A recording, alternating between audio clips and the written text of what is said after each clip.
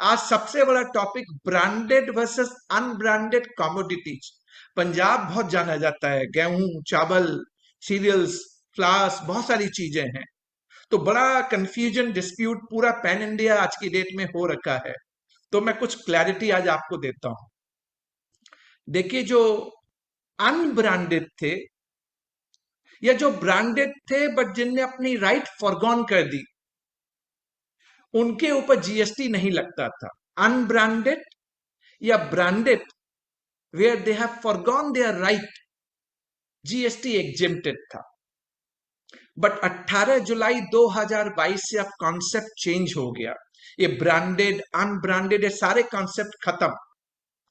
अब उनने कहा, विमल 18 जुलाई 2022 से अब आपको क्या देखना है, अगर ये pre packaged and labelled commodities है तो जीएसटी लगेगा।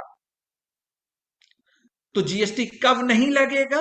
If it is other than pre package and labelled commodities.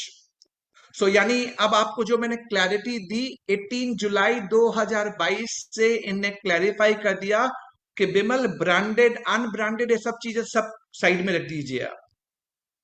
18 जुलाई 2022 से आप पे जीएसटी तभी लगेगा जब वो pre package and labelled commodities होगी। और किस किस चैप्टर में चेंज किया? देखिए, चैप्टर 1 से लेके चैप्टर 21 तक जो आपके टैरिफ में आते हैं, उसमें उन्हें जीएसटी लगा दिया। तो अब जीएसटी लगा दिया तो pre package and level commodities पे लगा दिया। अब pre package and level commodities का मतलब क्या होता है? तो इनने एक डेफिनेशन दे दी।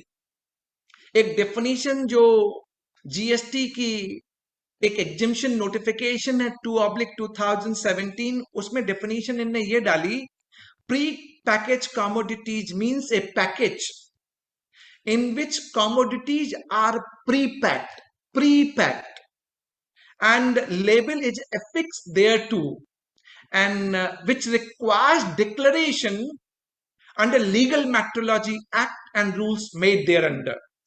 So इनने कहा कि वो पैकेज जिसमें आप कमोडिटीज को प्री पैक करते हैं, उस पर एक लेबल एफिक्स्ड होता है और उस पर डिक्लेरेशन की जरूरत है as per legal metrology act. So section 2 subsection L of legal metrology act में प्री पैकेज कमोडिटीज को उन्होंने क्या डिफाइन किया? Pre package commodities means commodities which without presence of purchaser is being packed, whatever nature, whether sealed or not, so as to determine predetermined quantity. अब देखिए, layman language में समझाता हूं।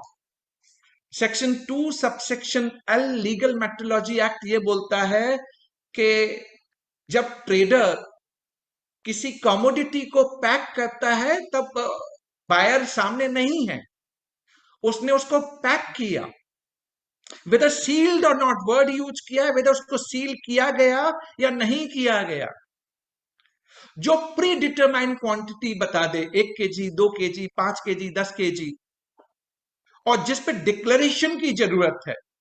तो यानी प्री पैकेज की बात चल रही है। अगर बायर आपके सामने है और बायर के सामने ही आपने किसी चीज को तोल के बेचा, खुचरा, जिसको हम खुदरा बोलते हैं, खुदरा बाजार में बेचना बोलते हैं, तो क्या उस पे जीएसटी लगा? क्या नहीं लगा, क्योंकि वहां बायर के सामने ही सारी चीजें माप तोल के बेच रहे हैं। कुछ भी बेचिए, कोई जीएसटी नहीं।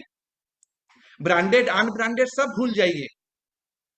खुदरा जब बेच रहे हैं कोई जीएसटी नहीं। जीएसटी तभी लगेगा जब ये प्री पैकेज कमोडिटी है और इस पे डिक्लेरेशन की जरूरत है as per legal metrology act. अब डिक्लेरेशन सेक्शन 18 में जाता हूं, read with rule 3 and rule 6 of legal metrology package commodity rules 2011 में जाता हूं, तो वो बोलता है रिटेल पैक के ऊपर आपको एक स्पेसिफिक डिक्लेरेशन डालनी पड़ती है, रिटेल पैक के ऊपर, which is mean for retail sale to individual और ग्रुप ऑफ इंडिविजुअल। आप क्या डिक्लेरेशन डालते हैं कि ये किसने बनाया, name of the manufacturer, his address, इसमें क्या कमोडिटी है, name of the commodities, quantity of the commodities, month and year of manufacture, retail sale price etcetera, ये डिक्लेरेशन आप डालते हैं। तो यानी इसको प्री पैकेज कमोडिटी मान लिया गया। डिक्लेरेशन जो आपने रिटेल पैक पे डाली, अब जीएसटी लगेगा। तो इनने फ्रीक्वेंटली आस्क्ड क्वेश्चन एक इशू किया और कुछ क्लैरिटी देने की कोशिश की। मैं भी वो सारे क्वेश्चन आपके सामने डिस्कस करता हूं एक के बाद एक। इनने कहा विमल, दो केस में हम जीएसटी नहीं लगाएंगे। अगर वो पैकेज 25 केजी या 25 लीटर से ज्यादा का है, if package is more than 25 KG और 25 लीटर, तो जीएसटी नहीं लगेगा। इवन तो उस पर डिक्लेरेशन की जरूरत है, बट इनने इन प्रिंसिपल ये मान लिया कि अगर कोई पैकेज 25 केजी से ऊपर का है तो जीएसटी नहीं लगेगा। तो जीएसटी कब लगेगा? जब ये अप टू 25 केजी या 25 लीटर का है। दूसरा सिनेरियो समझिए आप, कि मान लीजिए आप एक होलसेल पैकेज बनाते हैं और उसमें 10 या 10 से ज्यादा आप रिटेल पैक डाल देते हैं। रिटेल पैक 1 केजी का, 2 केजी का, 5 केजी का, 10 केजी का। सो एक आपने होलसेल पैकेज बनाया और उसमें 15 पैकेट डाल दिए आपने 5-5 केजी के, तो इस पे जीएसटी लगेगा? डेफिनेटली जीएसटी लगेगा। तीसरी बात इनने क्या कही कि मान लीजिए मैन्युफैक्चरर ने एक होलसेल का पैकेज बनाया अप टू 25 केजी का, अप टू 25 केजी का, जीएसटी लग गया। उसने जीएसटी डिस्ट्रीब्यूटर को चार्ज किया, डिस्ट्रीब्यूटर ने डीलर को चार्ज किया। अब डीलर ने जब रिटेलर को बेचा, रिटेलर क्या करता है, उसे खोल देता है 25 केजी के बैग को, और देन वो लूज में सेल करता है, 1 केजी में, हाफ केजी में, 2 केजी में। तो रिटेलर के हाथ में जीएसटी नहीं लगेगा।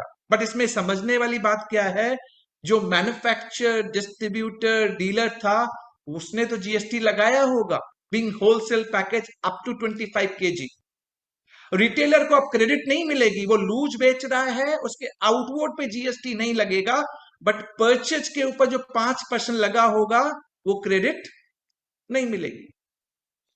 राइस मिलर्स होते हैं, मान लीजिए वो 20 केजी का बैग पैक कर रहे होते हैं, उनको लीगल मेट्रोलॉजी एक्ट में डिक्लेरेशन डालने की भी जरूरत होती है, पर मान लीजिए उसने डिक्लेरेशन नहीं डाला और कहा मैं तो डिक्लेरेशन नहीं दे रहा, अब जीएसटी लगेगा क्या? उन्होंने कहा बिल्कुल लगेगा, और वो एफएक्यू में उन्हें डिस्कस किया है, फ्रीक्वेंटली आस्क्ड क्वेश्चन में डिस्कस किया है। उन्हें एक और एग्जाम्पल लिया कि अगर ये इंडस्ट्रियल और इंस्टीट्यूशनल बायर को या कंज्यूमर को आपने बेचा, चाहे वो 25 केजी से नीचे हो चाहे 25 केजी से ज्यादा हो, इंडस्ट्रियल और इंस्टीट्यूशनल बायर, लाइक रेलवे बहुत क्वांटिटी में भी ले लेता है माल, डिफेंस ले लेता है, हॉस्पिटल ले लेते हैं, लेस देन 25 केजी का पैकेट है, बट मींट फॉर इंडस्ट्रियल और इंस्टीट्यूशनल बायर जीएसटी एग्जेम्प्टेड। तो ये बातें इन्होंने कही। उन्हें ये भी बताया कि अब आपके लिए जो मान लीजिए रिटेलर है, वो क्या देखेगा, वो देखेगा कि उसे जीएसटी में कब रजिस्ट्रेशन लेना है। अगर वो इंट्रा और इंटर दोनों सेल करता है मान लीजिए, तो उसके लिए 20 लाख की लिमिट दे दी उनने, कहा 20 लाख तक तुझे रजिस्ट्रेशन नहीं लेना, 20 लाख के ऊपर लेना है। अगर इंट्रा स्टेट है, यानी आप विद इन द स्टेट ही आप करते हैं, तो 40 लाख की लिमिट है आपके लिए।